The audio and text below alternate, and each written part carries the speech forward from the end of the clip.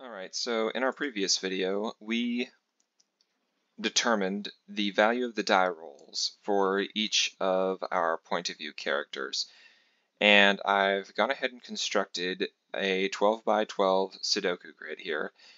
You'll notice that we have in our leftmost column all of the attributes that we need to find specific values for, and along our topmost row we have all of our names, our point of view character names. I've gone ahead and filled in all of the dice roll values that we determined in our last video. And this time I thought about going through and extracting specific data points from the story as a whole, but I think before we need to do that, there's a couple of steps we need to take that will make this process, or make the process of extracting specific data points a lot easier. So let's go through these and see if there are anything that really stands out as something that we could easily fill out immediately. Before I go on, I do want to mention that last time we only looked at scene 4. This time we will be jumping around to different scenes. If you continue watching, then I'm going to assume that you've at least read through the story once. If that hasn't been the case, then consider this a spoiler warning. Okay, so are there any of these that we can immediately tell or or can easily fill out right now? And there is one that seems like it would be pretty easy to do, and that is we've got to list the characters by alphabetical order. Well, that seems like it's extremely easy since we've got our names up here, and we can just fill that out. So we can say that Amy, of course, is going to be 1. Our next one is going to be Bridget with 2. Chris is going to be 3. David's going to be 4. Let's see, I believe Greg is going to end up being 5. Now we've got to be careful with Jimmy and Jane. Again, remember that it's alphabetical order by first legal name. And Jimmy's first name is not Jimmy or Jim, it is James. And that comes before Jane. There's a little bit of a tricky point here, but we do have to pay attention to that if we don't want to mess things up later on. And I realize now that I've already made a mistake.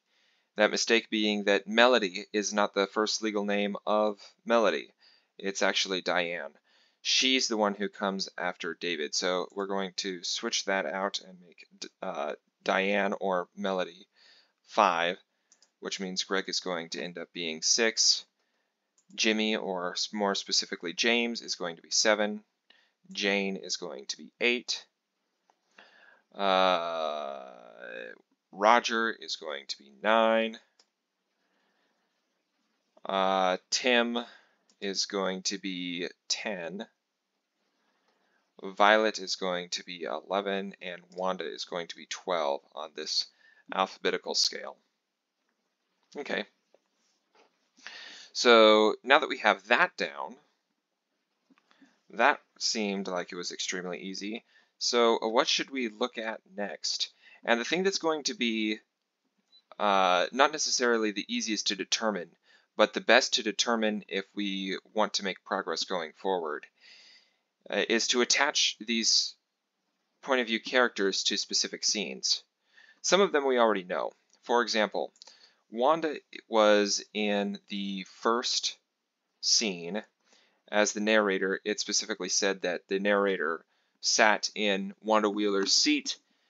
So we'll put her in as number 1. We don't know who the narrator of the second scene was, but we do know that Jimmy was the narrator of the third. His name is specifically mentioned in the first sentence of scene number 3, right here. Moving on, Melody is specifically mentioned in scene 10. She states her middle name and is referred to by her first name within that scene. Greg is specifically mentioned in scene number 8 and called by name. Amy is mentioned and called by name in scene number 4.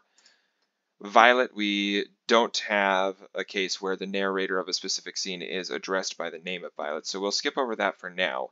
Bridget is addressed by name in scene number 6. David, we don't know who her or what his scene might be. Jane, we don't know what her scene might be. Chris, we also don't have a case where his scene is specifically addressed, but we do have 6 different scenes here already attached to specific point of view characters. What is going to be our next best place to check for where we could attach scenes to characters? That's going to be in scenes 7 and 9. In scene 7, we find a family photograph taking place. In it, somebody says, "Oh, sorry, I thought Gregory was the oldest. Can you two switch places?" So these two, the narrator and Greg, are in this scene. And we also have, "Did someone say steam? A high voice asks from my left. Mom gasps." From my left is going to be relevant later. Mom gasps, "Violet, what are you wearing?" "Alistair, you said." So this is going to be relevant because in scene number 9, the narrator is looking at the different walls within her father's room and looks at a large framed color photograph in landscape orientation. This is the scene that is referenced in scene number 7.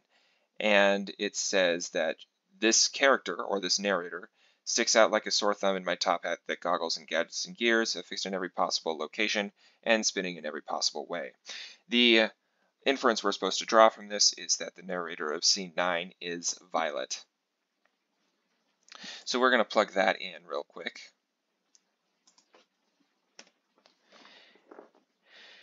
And let's see, we also have to answer who is the narrator of scene number 7.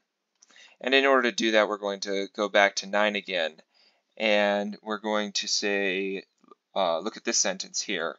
"I look past Dad and see his defiance reflected in the eyes of a young girl wearing a steampunk costume for a family photograph."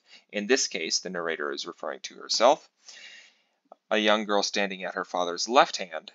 And then further on, "I see," I respond, looking now to the boy standing at his father's right hand, "and Roger." This is going to tell us that the narrator of scene number 7, who has both a mother and a father in this scene, and both of whom seem to be the mother and the father of Violet, this is going to tell us that the narrator of scene number 7 is Roger. So we're going to plug that in. Again, remember that the voice spoke up from the narrator's left. "Did someone say steam?" A high voice asks from my left, meaning that if you looked at a picture, or if you were behind them, I suppose, as Alistair was, you would have Violet to your left, you would have Roger to your right. Okay, so that settles those 2 scenes. Now, what's going to be the next most easy one to determine? It's probably going to be Chris, actually. Despite the fact that we don't know much about Chris, and the fact that he isn't referenced much in any of the other scenes, we do find out that he has a sister. The narrator of scene 12, at least, has a sister.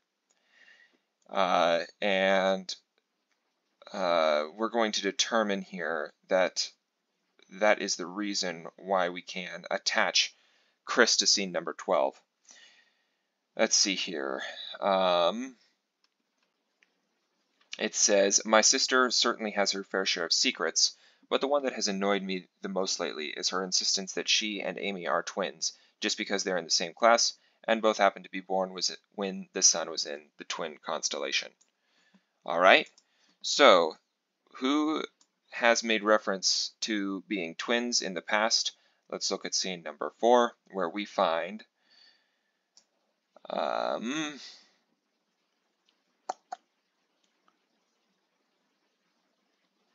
I wouldn't count on it, says Wanda. Amy and I are twins after all. And then even earlier in scene number 1, the narrator of scene number 1, who we've already established to be Wanda, says, I know it's absurd to believe we have twin telepathy, but I can't deny she always seems to know exactly what I'm thinking, referring to a text from Amy. So that tells us that Wanda is the sister of the narrator of scene 12. We also find earlier in scene number 1, Dad and Chris won't be joining us, referring to her own father, and presumably at this point her sibling, which would be Chris. We also see, just as further corroboration of this idea, in scene 12, Roger comes in and he says, "Where's Wanda?" And Greg, who we learn is who the narrator of scene 12 has a father, who that father is Greg, and Greg responds, "Wanda's spending the night with Amy." So that tells us that Greg has 2 kids, being Wanda and Chris. We also see earlier that Dad kept me home from the will reading because it's a school night, but I already know that Roger is first in line to the helm and that I'm last. So this is all corroborating the same point, which is that Chris is the narrator of scene 12. All right, so we have 3 characters left, and we have 3 scenes left. Those characters are Tim, David, and Jane, and those scenes are scene 2, scene 5, and scene 11. Now, the easiest one of these to determine, by far, is going to be scene number 5. If we look at scene number 5 real quick, we find a point in here where the speaker says, this is how, or Greg specifically says, about the narrator of this scene, this is Alistair Wheeler's granddaughter. So, only one of these names fits that bill, and that would be Jane. So, Jane is the narrator of scene 5. And unfortunately, at this point, we still don't have quite enough information to determine which of either Tim or David is the narrator of scene 2 and 11. We will determine that at a later point. But this gives us a little bit more progress. We started with this video with just one of these lines filled out. We already have another line filled out and a good portion of a third. And next time we're going to see what else we can fill in.